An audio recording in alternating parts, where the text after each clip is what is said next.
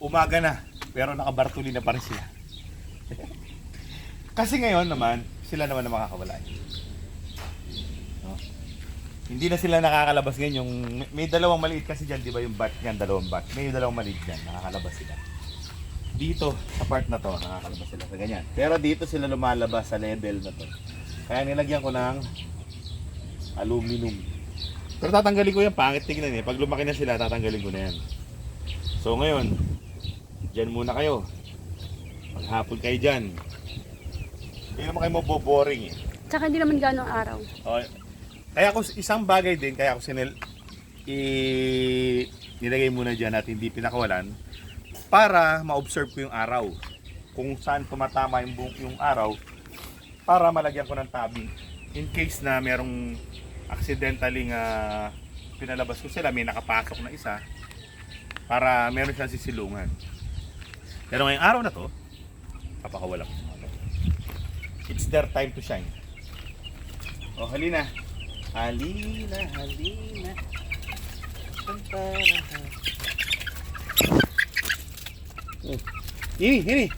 Kini. Oh. Ito yung pinaka ano sa kanila, maamo. Straight comb siya. Oh, anong gagawin mo? Anong gagawin mo ngayon? Oh, di mo lang ang gagawin mo, no?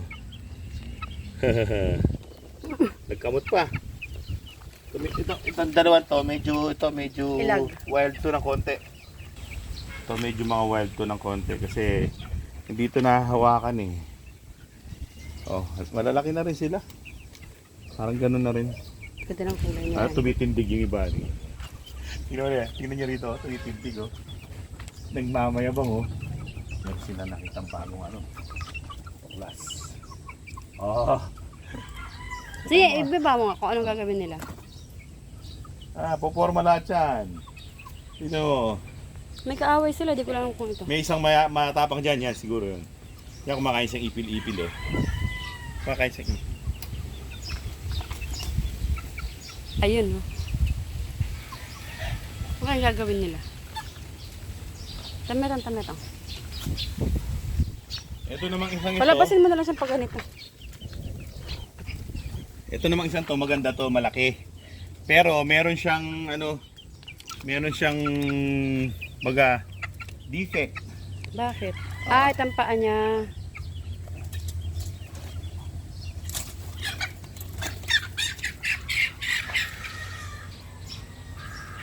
Ikaw, busy ka dyan? Sa 13. Wala yan din. Sa 13 na magkakapatid, merong isang lumitaw na ganito. Yung balik ko yung daliri niya, isa. Ang tawag dyan? Sabi nila kabig parada. Kabig parada, yung sa kinakabig mo yung parada daw. Pero hindi ko alam kung totoo yun. Pero sa kanila lahat, ito lang yung ganito. Straight comb. Ito yung pinakamalaki sa tatlo. Oh, ano? Bakit na? Magkakamukha lang din sila. Parang katulad ng Huwag yan taklayin. Ayan na. Kayo na nag-aaway-aaway. No fighting. No fighting. Kailangan English. Kumakain to ng kumakain to ng ipil-ipil.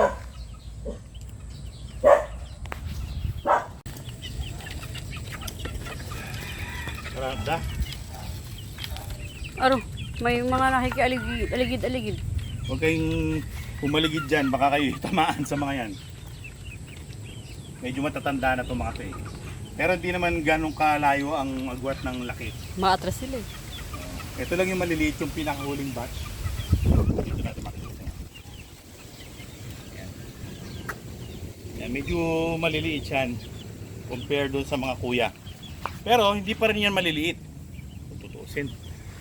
Mga kaibigan, ang lahat ng mga sisiw ko, 13 piraso na bulik, solid, walang pula, lahat bulik yan. Tapos, bali ang aking mga manok lahat, all in all, 14 pati yung tatay. 13 yung mga anak, 14 pati tatay. 15 pati nanay, 16 si Charanco, 17 pati si Warhog. So all in all, 18 pati si Lady Blue. So 18 lang lahat ang mga manok ko, mga kaibigan.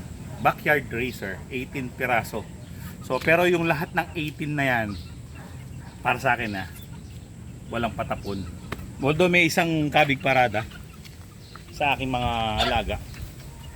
Kasi ba si Ayan, yan. pangalan niya, Hikain. Parikoto. Yan. To. Tingnan niyo yung isa niyang daliri. Si Barikoto yan. Kumbaga yan ang aking pinaka special chick. Tapos puro na lang bulik everyday ang binibideo. Yan din naman everyday. Every episode puro bulik. Kumustahin naman natin, Rico. Walang nyaka. Ito nagpapa-favorite to eh. Papansin to. Nanunong ka to ng paa. Sige. Nanunong kaya ng paa. Bisitahin naman natin yung dalawang tandang. Yung tandang na talaga yun. So nandito na tayo. Bumili ako ng fly pens para pa-fly pen ko na yung isa sa kanila. I-rotate ko na. Kasi nga dahil sa malalaki na sila, hindi sila pwedeng dito na lang lumaki sa run pen na to. Dahil hindi magiging magandang formation ng kanilang katawan kapag sila dito lumaki. So kaya sa mga yan dapat mabait. Super babait. Ayan naglulugon yung buntot. Ito si Charanco. Gwapong manok ito. Patingin. Diba? Kagwapong manok na ito. Naglulugon nga lang, maganda yung sukat niya. Matangkad na manok. Ano to? High station to. Sa edad niyang ito, 5 months, ganyan kalaki, high station to. Naglulugon siya. So tingnan nyo naman yung mga haba ng mga bias niya, pati yung kanyang binti mismo.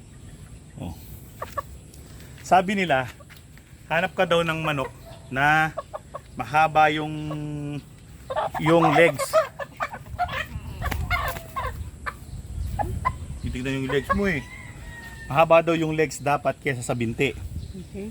So, mahaba ang legs nito hanggang dito kesa sa binti. So, mga kaibigan, para sabihin ko sa inyo lahat, walang manok na mas mahaba ang binti kesa sa legs. Kahit papaano yung kahit papaano yung i-research yan, mas mahaba talaga yung legs kesa sa binti. Sabi ng mga hanap ka ng manok dapat mas mahaba yung legs kesa sa binti. Wala namang manok na mas mahaba yung binti kesa sa legs. Kahit saang lupalop ng mundo. Talagang lahat mahaba yung legs.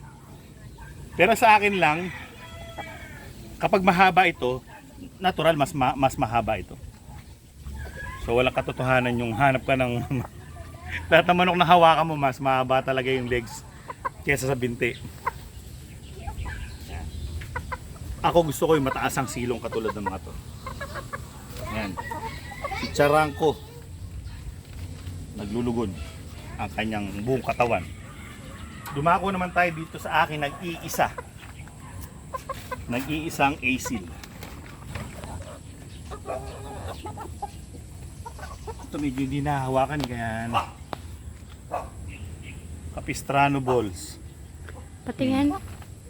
Hindi ko to palahi, galing to kay Sir Serge and Senin Game Farm. Bobby balls, tinatawag niyang Capistrano balls. Mukha talaga siyang asil. Typical asil, yung buntot mukhang asil, yung paa pang asil talaga. Yan, mahaba din yung legs kesa sa binti Ganun talaga. Tapos ang itsura, mukha talaga siyang asil. Yung mata maputla, typical na asil. Yung pinakapulok niya konti lang, pati yung saddle feathers niya maiksi na konti. Tapos ang trademark ng mga asil, yung wala silang balahibo dyan. Dark red siya, pero hindi siya alimbuyugin. Ganyan talaga yung kulay ng asil. So, yan ang aking mga alaga. Ilan lang yan kasi backyard. Tapos, mga kaibigan, maraming mga nag-i-inquire kung magkano daw ba yung mga bulik. Pabili daw ng isa, pabili ng dalawa. Mga kaibigan, hindi ko po pwedeng ibenta yung aking mga bulik. At sila yung mga ibinibidyo ko. No? Kapag binenta ko, wala nang may bibidyo. So, di ba? Magiging malungkot yung mga video ko. Kaya hindi ko po yan binibenta. At saka yan yung mga talagang isasabak ko yung mga yan. Kaya abangan nyo na lang ang kanilang paglaki, pagtatandang. Pero matagal ko pa silang ilalaban dahil syempre hindi po ako naglalaban ng stag. Naglalaban ako yung talagang sigurado na yung 2 years old above. Mas gusto ko nilalaban yun kasi mas magagaling na yung ganun. Mas may diskarte na. So, Diskarte sa buhay. pag ito na i-breed ko, malamang maglalaban ako nito yung magpo 4 years old. 4 years old and above. Ganun yung mga asil, the more na matanda sila, the more na magaling sila. Pati yung mga mitra, the more na matanda sila, the more na magaling. Pero to parang side breeding ko lang to, hindi ito yung pinaka main breeding ko. Yung pa rin sa mga bulik. Kaya abangan nyo na lang kanilang paglaki. So every episode ganyan naman. Tungkol din naman lahat sa kanila. So mga kaibigan, maraming salamat sa inyong panonood. Hanggang sa susunod na episode. Paalam! Sige na. Magliwalo ka na dyan. Ililipat na kita sa fly pen o sa cord.